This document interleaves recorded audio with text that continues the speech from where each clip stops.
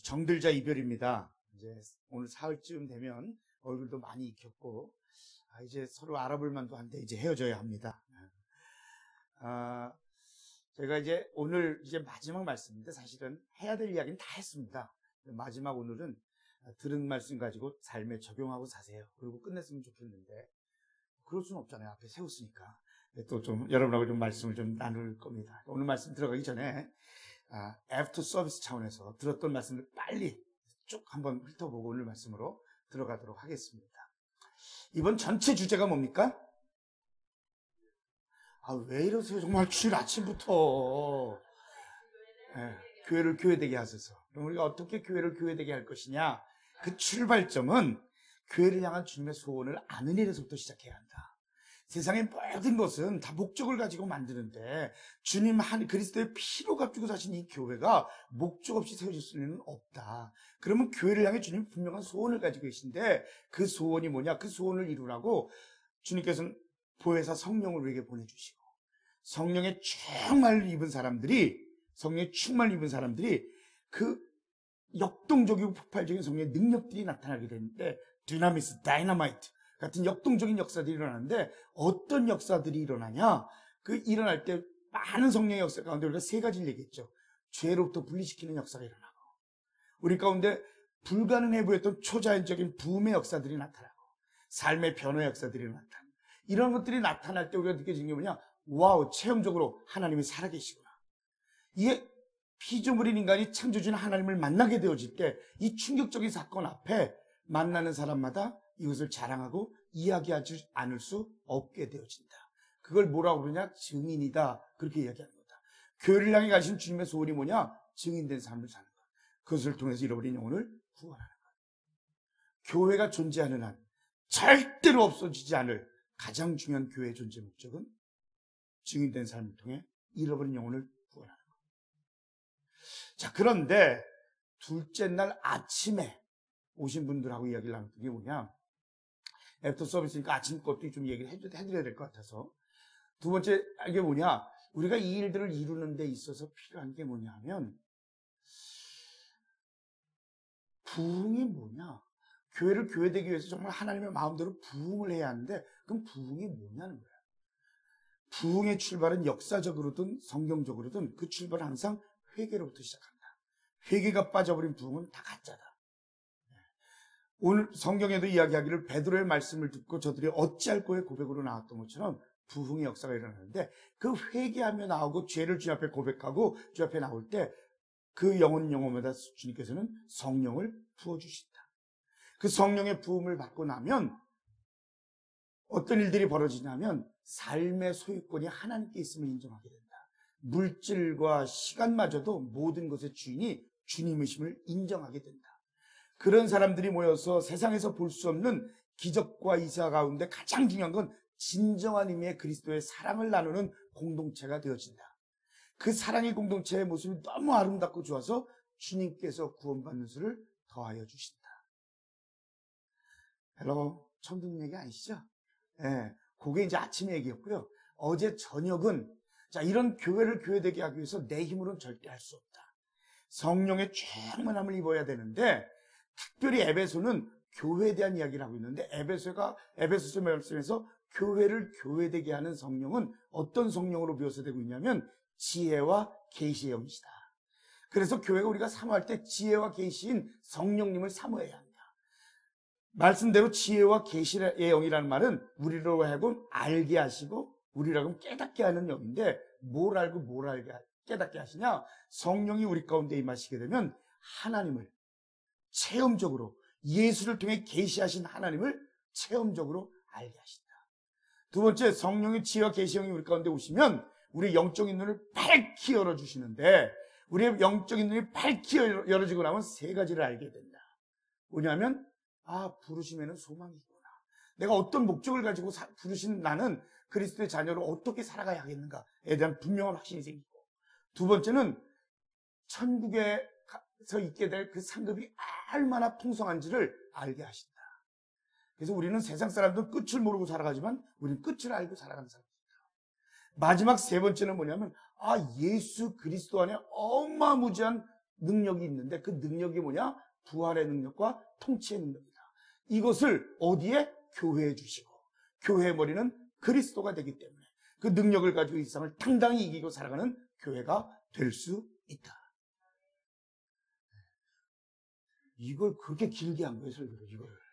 이 요점을. 그러니까 못 오셨더라도 이 요점 정리를 들으셨으면 된 겁니다. 자, 그럼 오늘 자, 중요한 게 뭐냐면 그러면 오케이, 교회를 교회되게 해서 부어주실 텐데 어떤 마음을 교회가 가지고 있어야 그 주님이 부으시는 역사들을 경험할 수 있을 것이냐.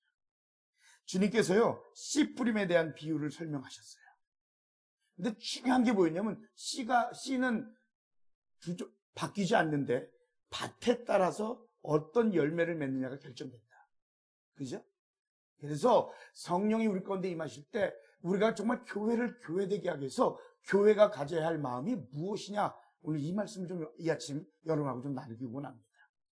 자, 오늘 본문 말씀은 길을 가다가 소경된 사람을 만나서 제자들과 예수님이 대화하는 내용으로 오늘 본문이 시작되어집니다. 오늘 이 말씀을 통해서 교회가 가져야 될 세 가지 중요한, 정말 교회를 교회되게 하기 위해서 가져야 될 세 가지 중요한 마음을 살펴보려고 합니다. 오늘 말씀을 통해서 주님의 마음을 가진 생수교회가 되기를 주님의 이름으로 축원합니다. 교회가 회복되어야 될 마음이 뭐냐? 다시 함께 합시다. 영혼을 긍휼히 여기는 마음. 네. 교회가요, 영혼을 향해 긍휼히 여기는 마음을 갖는 일은 중요합니다. 여러분, 사람이요, 어떤 질문을 하냐, 질문하는 걸 보면 딱 그 사람 수준, 그리고 그 사람이 무슨 생각을 가지고 살아가는지를 대충 알 수 있습니다. 초등학생들의 질문은 엄마 1 더하기 1이 뭐야? 그게 질문입니다. 근데 고등학교 다니는 애가 그런 거 질문하면 큰일 나는 겁니다. 고등학생들은 고등학생들의 질문 수준이 있는 거예요. 그러니까 뭘 질문하는지 보면 영적으로도 그렇고 뭘 질문하는지 보면 그 사람의 수준을 잘 알 수 있습니다. 저희 교회 청년부가 한 25명, 25명 정도 청년들이 모이는데 해마다 이제 청년 수련회를 가기 전에 너희들이 주제를 정해라. 어떤 주제로 말씀과 세미나를 듣고 싶은지 너희들이 정해라. 그러면 목사님 말씀 준비할게. 그래서 말씀을 준비하는데 청년들이 제일 듣고 싶은 주제가 뭘 것 같아요? 이성교제입니다. 그러니까 걔네들이 평상시에 무슨 생각을 하고 살아가는지를 정확하게 알 수 있습니다. 그래서 제가 그래서 지금 20년 넘게 목회하면서 청년부의 수련회 때 이성교제에 대한 강의만 6번을 했어요. 이거 평상시에 무슨 생각을 하고 살아요? 청년들의 마음 상태는 늘 이성에 대한 마음. 그러니까 질문과 알고 싶은 게 그겁니다. 여러분, 제자들이 지금 예수님께 질문합니다. 뭐라고 질문합니까? 2절 말씀을 보면 예수님께 드렸던 질문에 이렇게 등장을 합니다. 예수께서 2절입니다. 제자들이 물어가로되 랍비여, 이 사람이 맹인으로 난 것이 누구의 죄로 인하입니까? 자기니까 그의 부모입니까? 여러분, 이게 지금 무슨 얘기냐면 여기 이 질문에는 어떤 전제가 깔려 있냐면 지금 이 사람이 소경된 건 죄 때문이다. 그 죄가 자기의 죄가 아니면 부모의 죄든지 어쨌든지 간에 네가 요 모양 요 꼴이 된 건 죄 때문이라고 하는 정죄하는 마음이 쫙 깔려 있는 거예요. 이 질문을 보면.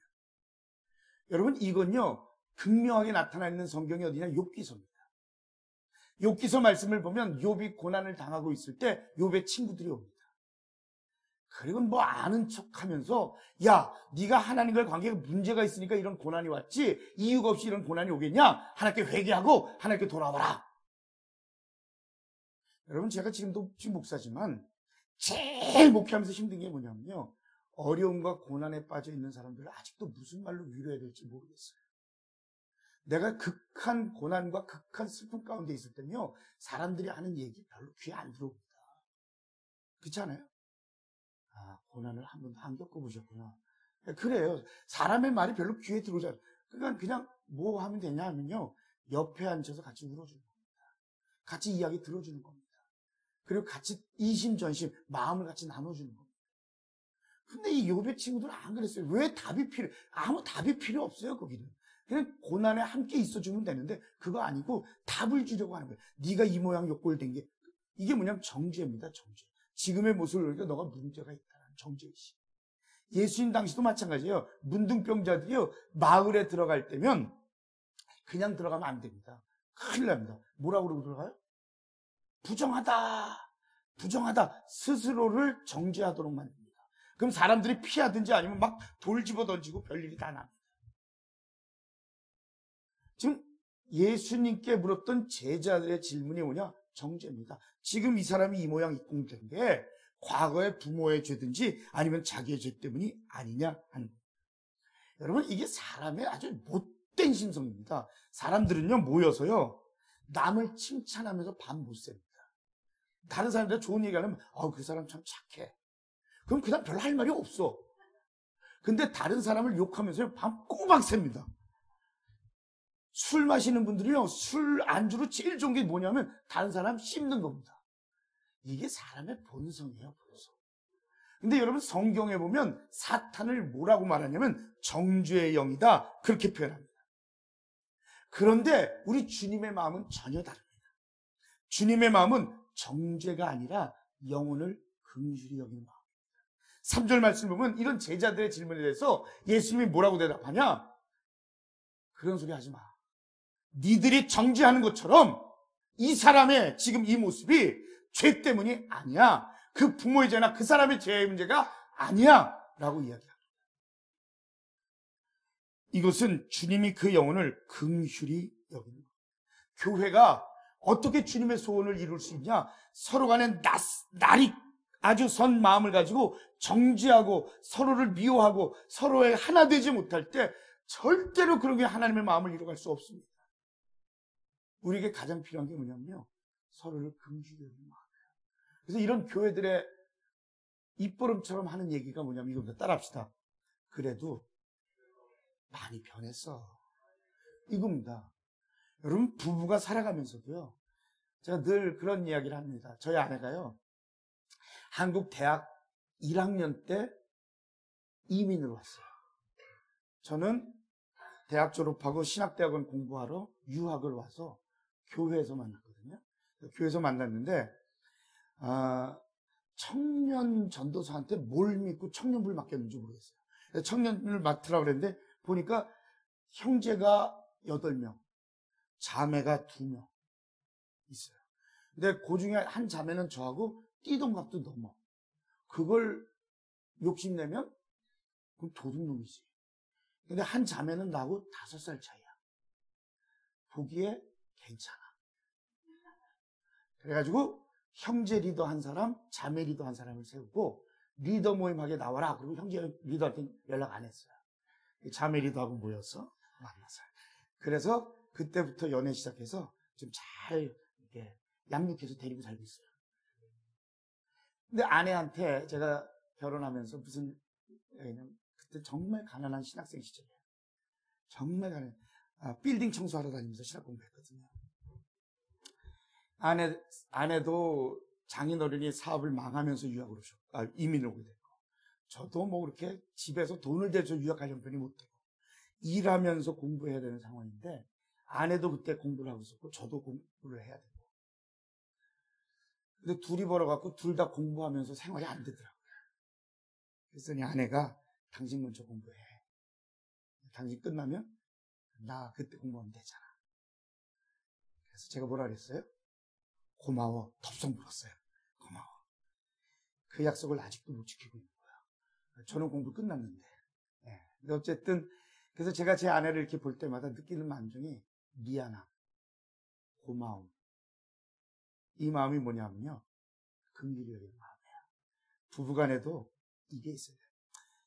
더 좋은 데 시집 갔으면 훨씬 좋았을 텐데 나 같은 사람한테 시집 와서 야, 힘들지.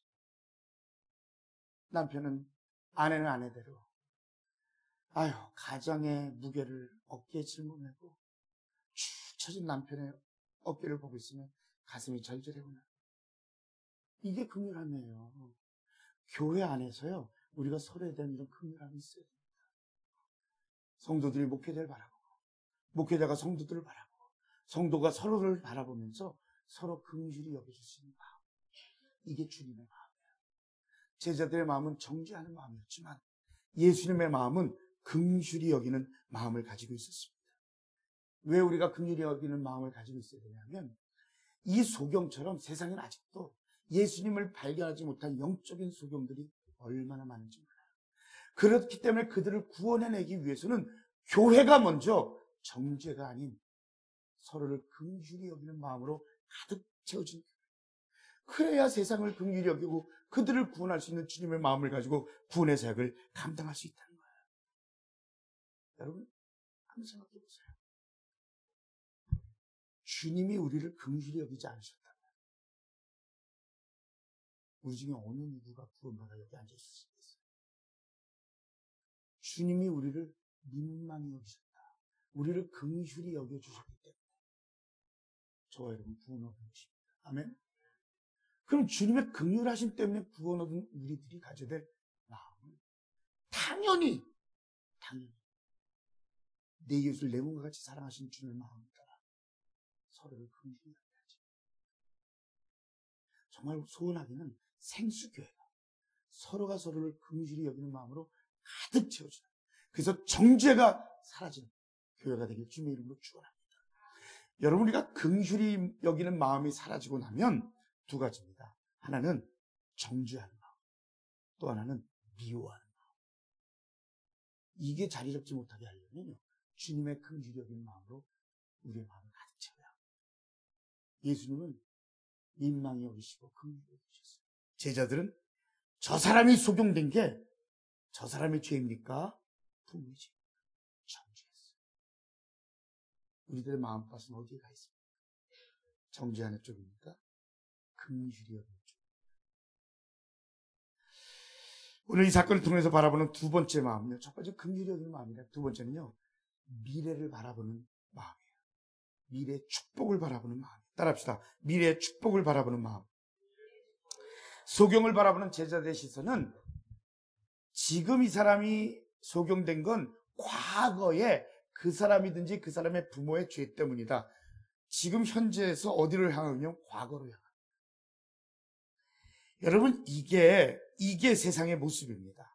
지금 모습 속에서 과거의 이유를 찾으려고 합니다. 물론 오늘 우리가 당하는 어려움들이 과거의 죄 때문일 수도 있어요. 그것을 하나님께서 깨닫게 하신다면 그 죄를 회개하고 통회하고 나와야 합니다. 그런데 모든 것을 다 과거로부터 찾는다면 엄청난 오류를 범할 수도 있습니다. 뭐냐면 우리가 그 말은 반대로 비틀어서 말하면 어떤 뜻이 되냐면, 오늘 그래도 내가 살만한 거, 오늘 그래도 내가 먹고 살만한 거, 이건 내가 잘했기 때문이다. 과거에 내가 그래도 잘 살았기 때문에, 거룩하게 살았기 때문에, 그럴듯하게 살았기 때문에 오늘 나에게 이렇게 먹고 살만하게 된 것이다. 아멘? 뭔 아멘이야 그게. 아니죠. 나이 나 되면 전적으로 뭐예요? 하나님의 은혜지. 하나님의 은혜가 아니면 우리가 호흡이나 하고 살아갈 수 있겠어요? 전적인 하나님의 은혜, 정적인 하나님의 은혜로 우리가 살고 있는 거지, 내가 뭘 잘해서 잘 살고 있는 게 아니라는 거예요. 여러분, 이런 마음을 가진 게 바리새인들이에요. 성전 가운데서 손을 들고 사랑의 하나님, 거룩하신 하나님, 나는 저 따위 세리 같은 이들과 다르게 만드심을 감사합니다. 이 얼마나 교만이냐. 예수님을 찾아왔던 그 청년을 한번 생각해 보세요. 와가지고 제가 율법의 조항들은 다 지켰습니다. 제가 어찌하여야 영생을 얻을 수 있겠습니까? 이 얼마나 교만해요. 주님은 그의 마음을 보셨어요. 뭐라고 말하냐면, 네 있는 것을 팔아 가난한 사람들에게 주고 너나 따라가. 뭐라 해요? 근심하고 돌아가더라. 여러분, 우리가 있어서 중요한 게 뭐냐면, 우린 자꾸 현재의 모습들을 생각하면서 과거로 갑니다. 그래서 권성징악, 또 인과응보, 과거로. 오늘 왜 요만한 욕보일까? 과거로 가다가 답을 못 찾으면 그 다음에 뭐라 그러냐면 전생에 그러고 나오는 거예요. 왜냐면 전생에 뭐 했는지 잘 모르거든요. 그러니까 과거로 찾다가 이유를 찾다 못 찾겠으면 전생에 그러고 나오는 거예요. 여러분, 오늘날 우리에게 당하는 어려움이, 다시 말씀드립니다, 과거의 잘못된 죄로부터 오는 것일 수 있어요. 하나님이 그걸 가르쳐 주신다면 회개해야 합니다. 그런데 오늘 당하는 어려움이 하나님이 주실 미래의 축복에 대한 과정일 수 있음을 우리가 결코 잊지 말아야 한다는 거예요. 3절 말씀을 다시 보면 3절 말씀을 보면 이렇게 말하고 있어요. 이 사람이나 그 부모의 죄로 인하는 것이 아니라 뭘 하기 위함이라고요? 하나님이 하시는 일을 나타내고자 하십니다. 제자들은 지금 소경을 보면서 과거의 부모의 죄, 과거의 본인의 죄라고 얘기하는데 예수님 그거 아니고 지금 이가 소경된 것은 하나님이 주실 축복, 하나님의 영광을 드러내기 위해서 그가 소경된 거예요. 미래를 바라본 거예요. 여러분, 이게 예를 들어보면요. 이런 우리 아이가 태어나서 고등학교 3학년 됐을 때, 시니어 됐을 때 한국을 처음 데리고 나갔어요. 너무 좋아하는 거야. 미국에서 태어나갖고 시니어 때 한국을 나갔는데 너무 좋아하는 이유는 먹을 거 천지야. 하여튼 길에서 파는 게 맛없는 게 없다는 거야. 너무 맛있다는 거야. 그래서 한국에 2주 갔다 왔는데 몸무게가 23파운드가 쪄서 왔어요. 아침 먹고 돌아서서 뭐 사달라고 그러고요. 간식 먹고 돌아가서서 뭐 사달라고 그러고, 점심 먹고, 하여튼 하루에 그래서 자기가 세봤더니 제일 많이 먹은 게 9개를 먹었대. 고등학교 아이들은요. 그래서 제가 이렇게 생각해 보니까 아이가 시니어, 주니어 때는 집에서 외식하면 늘 뷔페 갔어. 다른 식당 못 가. 너무 비싸서. 근데 어쨌든 얘를 데리고 한국에 갔는데 너무 신난 거야. 그래서 뭐라 하냐면, 아빠, 나 대학 한국으로 갈까? 그때 소리 하고 있더라고요. 그러더니 마지막 날 이틀을 저희 사촌 형님 댁에서 묵었어요. 근데 사촌 형님 댁에는 얘하고 동갑인 고3인 여자애가 그 집 딸내미예요. 둘째 딸이었는데 동갑인 사촌하고 놀 생각에 얘가 기대가 부풀었어요. 근데 한국의 고3은 그렇게 묵묵하지 않아요. 기다렸는데 9시가 넘어서 들어와서 급하게 밥을 먹고 또 나가. 어디 가요? 학원 가서요. 학원 몇 군데 돌다 집에 들어온 게 1시 반이야. 한국의 고3들은 다 그래요. 그러니까 얘가 그걸 보더니 충격을 받아서 이틀 밤을 그 집에서 잤는데 이틀 내내 밥 먹을 때 외에는 얼굴을 못 본 거야. 그리고 돌아오는 길에 우리 아이가 그렇게 물어요. 아빠, 한국의 시니어는 늘 저렇게 공부해? 그렇게 물어봤어요. 그 제가 오브 콜스, 이븐 썬데이 그렇게 공부해. 얘가 되게 심각해졌어요. 그들이 비행기 안에서 저를 이렇게 보더니 아빠, 미국서 놔줘서 고마워요. 저러고 공부하면 죽을 것 같아요. 그러더라고요. 여러분 한번 생각해 봅시다. 한국의 고3들이 얼마나 고난인지 몰라. 어떤 인간이 만들어냈는지 말 중에 이런 얘기가 있어요. 4당 오락. 4시간 자면 대학에 붙고 5시간 자면 떨어진다. 그러니까 애들이요 3시간, 4시간밖에 못 자고 시니어 때 죽으라고 공부합니다. 그런데 그걸 보고요 누가 그 고난이잖아요. 이 고난이 과거의 죄 때문이에요? 아니에요. 물론 뭐 한국에서 태어난 죄일 수도 있지만 그건 그게 아니라 앞으로 대학에 입학하게 될 그 축복된 미래를 바라보면 오늘 고난의 과정들을 겪고 나가는 거예요. 여러분 미래의 소망을 바라보는 주님의 시간. 주님은 우리 한 사람을 바라볼 때요. 과거에 아무리 큰 죄를 짓고 과거에 어떤 과거를 가지고 있더라도 하나님 앞에 회개하고 주님 앞에 선 심령이라면 주님은 우리를 통해서 이루실 미래의 축복을 보게 하십니다. 하나님은 과정이 겪고 난에 터널 같은 어둠을 겪고 있다 할지라도 터널 지난 후에 밝은 미래를 우리를 향해서 약속해 주십니다. 우리에게는 이걸 바라보는 거예요. 우리에게는 이 미래를 바라보는 분명한 믿음을 가지고 살아갈 수 있어야 합니다. 여러분 그렇기 때문에요. 신앙생활 하다 보면 교회 안에서도요. 좀 신앙적으로 어린 사람들을 만나요. 그거 보고 지적하고 정죄하고 그러지 말고요. 신앙이 성숙한 이후에 변화될 그의 모습을 좀 바라볼 수 있어야 됩니다. 여러분 우리 집에서 그렇잖아요. 아이 키우면서요. 아이가 처음 걸음마할 때 처음부터 걷고 뛰는 애들이 어디 있어요. 물론 부처님은 태어나자마자 걸어가서 천상천하 유아독존 그러고 얘기했다 그러는데 믿거나 말거나 하지. 근데 어쨌든 아이들이 처음에 걸을 때 한번 생각해보세요. 몇 걸음 못 걷고 바들바들 떠다 탁 넘어져요. 그러면 이 바보 같은 자식이 이게 걷지도 못하고 그러는 부모가 어딨냐고요. 그렇잖아요? 아, 그래요? 안 그러잖아, 안 그러잖아. 얘가 앞으로 걷고 뛰고 그렇게 그거 바라보면서 다시 이렇게 조금만 더 걸어보자. 조금 그러잖아요. 그게 주님의 마음이에요. 우리 마찬가지. 여러분이 그리스도인으로 살아가면서 얼마나 하나님을 낙심시킵니까? 우리가 얼마나 자주 넘어집니까? 목회자님 저도 그래요. 하나님 내 모양 내 꼴을 보고 있으면 하나님 뭐라 그러실까? 우리가 얼마나 하나님을 실망시킵니까? 우리 같았으면 벌써 포기했을 겁니다. 하나님 안 그러세요. 다시 이렇게 세우세요. 조금 더 걸어보자.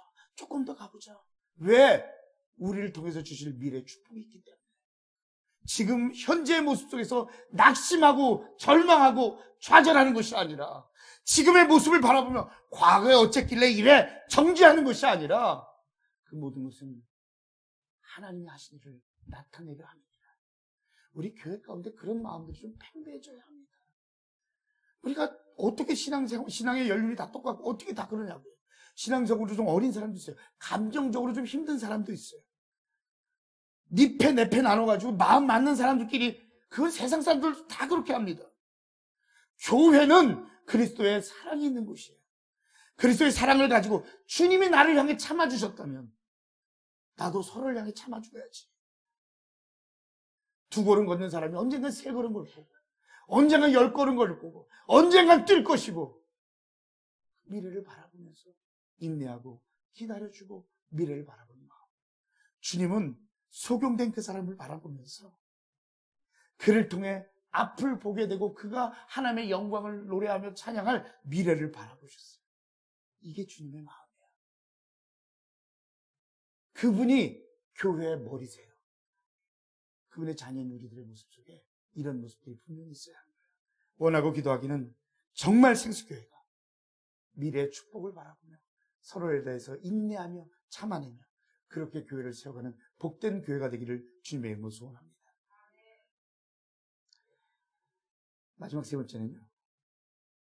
주일날 설교 길게 하면 주책바가지라고 그러더라고요. 그래서 조금 짧게 하려고 애를 쓰고 있습니다. 예.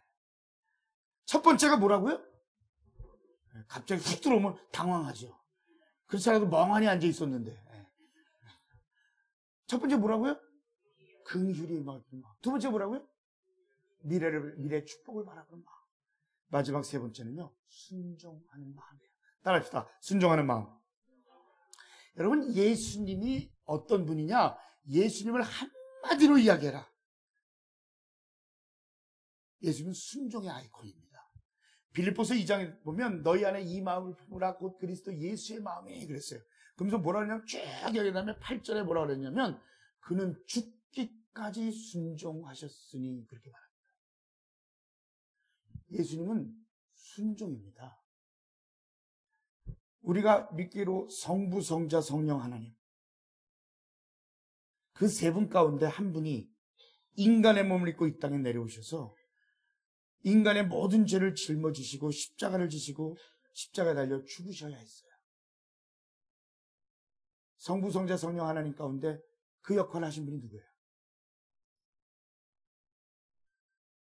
모르는구나. 참 문제가 많네 이게. 성부 하나님도 아니고 성령 하나님도 성자 예수 그리스도께서 그 일을 하셨어요. 네. 대답을 안 하면 제가 설교 자꾸 길어져요. 긴 설교 싫잖아. 그죠? 그러니까 빨리 대답 빨리 하면 빨리 빨라집니다 설교가. 자, 성자 하나님이신데 한번 생각해보세요. 성자 하나님이 성부, 성자, 성령이 하나님 모여서 성자 하나님에게 내려가서 온 인류를 위해 십자가 지고 죽어야 해 라고 얘기할 때 성자 하나님 그걸 왜 내가 해? 나 안 가! 네가 가! 그랬다면 우리 어떻게 구원 얻을 수 있을까요? 묵묵히 순종하며 인간의 몸을 입고 이 땅에 오셔서 십자가 지시고 우리를 구원하시고 죽기까지 순종하신 그 주님, 그 피로 값주고 사신 것이 교회입니다. 그러면 그 주님께서, 그 예수님께서 교회의 어떤 모습을 가장 보고 싶을까? 순종이에요, 순종하는 마음입니다. 여러분, 이 예수님이 소경의 눈을 뜨게 하시는 모습을 보면서 그런 질문 안 드세요? 예수님은 물로 포도주를 만드셨습니다. 아멘? 예수님은 죽은 자도 살리셨습니다. 아멘? 예수님은 풍랑도 잔잔하게 하셨습니다. 아멘? 근데 그 모든 걸 뭘로 하셨어요? 말씀으로. 그럼 물어보십시다. 소경을 말씀만으로 고칠 수 있다, 없다? 대답 안 하는 사람 왜 그래? 진짜 길어져요, 설교 자꾸. 다시, 있다, 없다? 좋잖아요, 대답하니까. 그런데 그럴 수 있음에도 불구하고 왜 예수님은 이런 방법을 택하셨냐? 침을 침 뱉어가지고 진흙을 개가지고 여러분 침에 손에 묻는 거 좋은 사람 있어요? 말 안 해. 하여튼 어쨌든 없다고. 그럼 진흙 가지고 그걸 또 해서 눈에다 바르고 바로 난 것도 아니야. 그 다음에 뭐라 그래요? 신령. 아니 도대체 왜 이런 과정을 거치게 하냐고. 그냥 말씀만으로 에바다 열리리라 한 말씀 하시면 눈 볼 거 아니야. 그 이유가 뭘까요? 예수님 보기 원하는 건 순종입니다. 이 예수님의 순종의 아이콘이기 때문에 이 소경에게 보기 원하신 것이 뭐냐? 순종의 마음이었어요. 근데 이 소경을 보고 있으면 눈 뜰만 해. 하나님의 축복을 받을만 해. 철저한 순종입니다. 이 사람을 보고 있으면요, 깊이 묵상해 보면 순종이 뭔지를 명확하게 알 수가 있어요. 자, 먼저요, 눈에 침을 뱉어서 흙을 개서 눈에 발랐다. 그렇게 얘기해요. 재밌는 게 제가 문헌을 좀 찾아봤거든요. 당시의 문헌을 찾아보면요, 당시에 의술이 발달했던 시대도 아니고 무슨 안약이 있었던 시대도 아니에요. 그렇죠? 그래서 당시에는요, 병고침에 능력이 있다고 알려진 유명한 랍비들에게 가서 그 침을 바르는 게 일반적인 치료법이었어요. 일반적인 치료법이었어요. 자, 그럼 물어봅시다. 나면서부터 소경된 사람의 소원이 뭐겠어요? 눈 뜨는 거. 그러면 이 사람 저 사람 좋다는 침 다 발라봤을 거라고. 그러니까 예수님이 하시는 게 새로운 치료법이 아니라 당시에 많이 행하던 법이에요. 그러면 당장이라도 그렇게 얘기할 수 있었을 거예요. 아유, 이 침 저 침 안 발라본 침이 없는데 그게 되지 않더라고요. 아니 그 흙 바른다고 그 침을 걔는 흙 바른다고 될 게 뭐예요? 좀 바로 지금까지 주님께서 수많은 병자들을 고쳐주셨던 것처럼 말씀으로 고쳐주세요. 자기 생각대로 예수님께 부탁할 수 있었을 거예요. 근데 소리는 그렇지 않아요. 소리는 그렇지 않아요. 여러분 베드로를 보세요. 베드로가 밤이 맞도록 물고기를 잡았지만 한 마리도 잡지 못해. 근데 예수님이 와서 뭐라 그러세요? 깊은 데 가서 그물을 던져라. 베드로의 경험, 베드로의 상식, 어부로 잔뼈가 굵은 베드로에게 있어서 이건 말도 안 되는 얘기라는 거예요. 순종이 뭔지 아세요? 내 판단, 내 생각, 내 감정, 내 의지 내려놓고 하나님의 말씀 따르는 게 순종이에요. 이 사람은 순종의 사람이었어요. 모든 걸 다 내려놨어요. 그리고 주님이 행하시는 그대로 순종하고 따릅니다. 이 사람이 왜 순종의 사람이냐고요? 이 사람을 흙을 개서 눈에 바르고 어디로 가라고 해요? 실로암으로 가라고 합니다. 제가 이스라엘의 성지 순례를 하면서 제가 깜짝 놀랐어요. 저는 이 말씀을 문자적으로 보고요. 문자적으로 보고 예수님이 만난 이 소경을 만난 장소와 실로암가까지는 이렇게 평지인 줄 알았어. 아니에요. 실로암가를 내려가려면요, 두로베온이라고 하는 골짜기를 내려가야 되는데 정상적인 눈을 뜬 사람도 내려가기가 힘든 골짜기예요. 그거 한번 생각해 보십시다. 앞을 보지 못하는 사람이 그 골짜기를 내려가면서 몇 번을 꼬꾸라졌을 거고 몇 번을 넘어졌을 거고 긁히고 찢기고 별짓 다 했을 거고 그러지 않겠어요? 거기 간다고 난다는 보장이 어딨냐고. 그렇잖아요. 거기 가서 씻는다고 난다는 보장도 없는 상태에서 찢기고 넘어지고 다치고 우리 같으면 중간에 포기했을 거예요. 에이, 집어쳐. 내가 이걸 왜 해야 돼? 소경 그러지 않았어요. 순종이 뭔지 아세요? 순종은 끝까지 가는 게 순종이에요. 중간에 내 생각 섞어서 에이, 집어쳐, 간도 이거 아니고요. 순종은 끝까지 가는 거예요. 끝까지. 여러분, 하나님과의 관계 속에서 하나님의 약속했던 거 있잖아요. 하나님 앞에 서원했던 것들 있잖아요. 이렇게 살아보겠다고 하나님과 약속한 거 있잖아요. 상황이 달라지고 환경이 달라진다고? 아니요. 넘어지고 쓰러져도 찢기고 아파도 끝까지 가는 거예요. 그게 순종이에요. 이 소경은 진정한 순종의 사람이었어요. 이 사람이 왜 순종의 사람인 줄 아세요? 이 사람이 실로암가에 도착했어요. 그리고 눈을 씻습니다. 그런데 이 눈을 씻었다는 헬라어 단어가요, 에니프사토라고 하는 단어를 쓰는데요. 이건 씻는다는 얘기가 아니라 물로 뛰어들었다는 얘기예요. 날까 안 날까 의심 반 믿음 반 가지고 대충 씻어본 게 아니고요. 확신을 가지고 물로 뛰어들었다는 얘기예요. 순종이 뭔지 아세요? 순종은 적극적인 행동입니다. 되는 거 봐서 하고 안 되면 말고, 이거 순종 아니고요.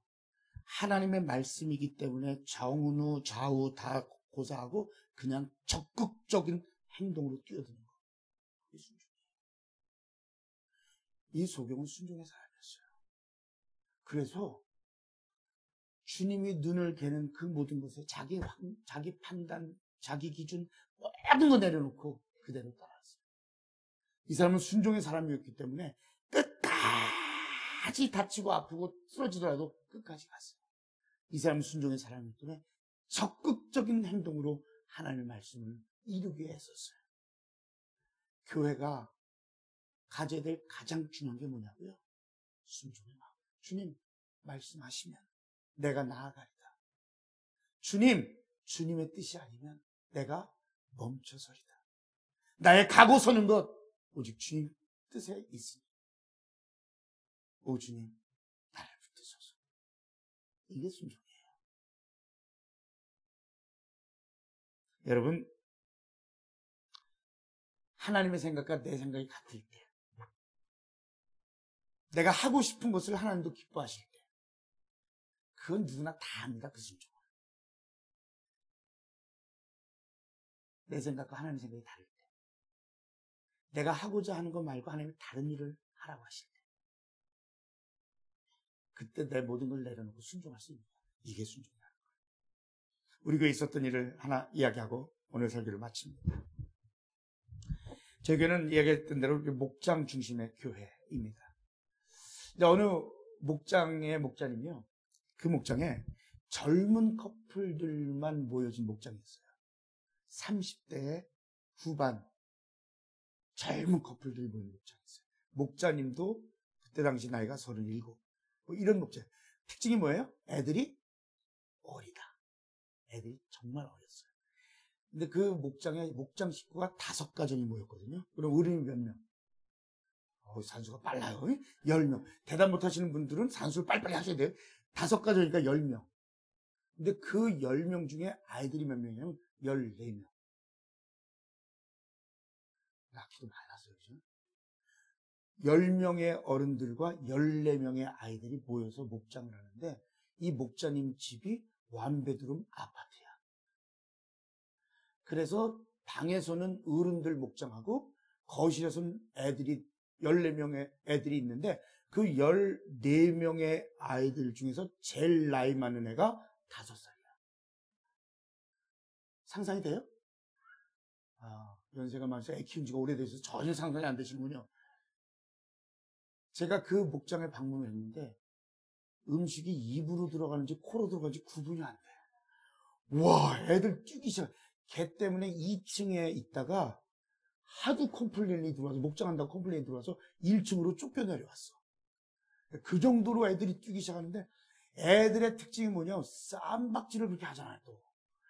그러면 땡 하고 울면 이쪽 엄마가 가서 달래놓고 오면 또 다른 놈이 엥 하면 또, 이게 목장이고 뭐고 정신이 하나도 없는 거야, 하나도. 그런데 이 자매님이 짐에 가서 운동을 하다가 VIP 하나를 만났어요. 예수 안 믿는 사람 하나를 만났어요. 그래서 다 여기에서 전도해서 목장에 초대해야 되겠다고 전도를 했는데, 둘이서 저녁에 목자하고 먹냐고 앉아서 이야기를 하면서 정신이 있어 없어. 어른 10명이 지금 애들 14. 그 집 부부가 오면 어른 12. 근데 그 집은 진짜 상상된 게 뭐냐면 그 집 아이들 3. 한국에서 동생네 아이들 2를 데리고 있어. 그러니까 그 가족이 목장에 오면 어른 12에 아이는 몇 명? 어우, 산수가 되게 빠르시다. 19명. 웬만한 교회야. 그러니까 목자님이 정신이 있어 없어. 지금도 정신 하나 없는데 그 가족 오면 그때는 진짜 폭발이다. 폭발. 안 돼, 안 돼. 그래서 어떻게 하기로 했냐면 몇 달 동안 잘해서 다른 목자를 세워서 둘로 분가를 한 다음에 그리고 그 사람들을 데려오자. 리저너블 해야 안 해요? 아유, 대답하네. 고마워. 어른들이 안 하니까 애라도 하잖아. 얼마나 고마운지. 오케이. 자, 그러니까 그래서 3개월 계획을 가지고 목자로 살 사람을 섬겼어요. 그리고 이 사람하고는 계속 컨택을 하면서 3개월이 지났어요. 근데 어느 순간부터 연락을 해도 전화를 안 받아. 그 예피가. 그 불신자가. 그래서 어쨌든 3개월 지난 다음에 분가를 하고 애 많은 집을 새로 된 목자 쪽으로 많이 붙이고, 왜냐면 5명이 도와야 되니까. 그래서 이쪽에 애들하고 있어서. 그리고 연락을 했는데 전화가 안 돼. 계속해서. 그러더니 어느 날 전화를 했는데 남편이 받아. 남편하고 한 번도 연락한 적이 없어요. 남편이 받아서 저 누구인데 언니하고 통화 좀 할 수 있을까요? 그렇게 얘기했어요. 그랬더니 일주일 전에 뇌동맥류 일단 터지면서 돌아가셨다.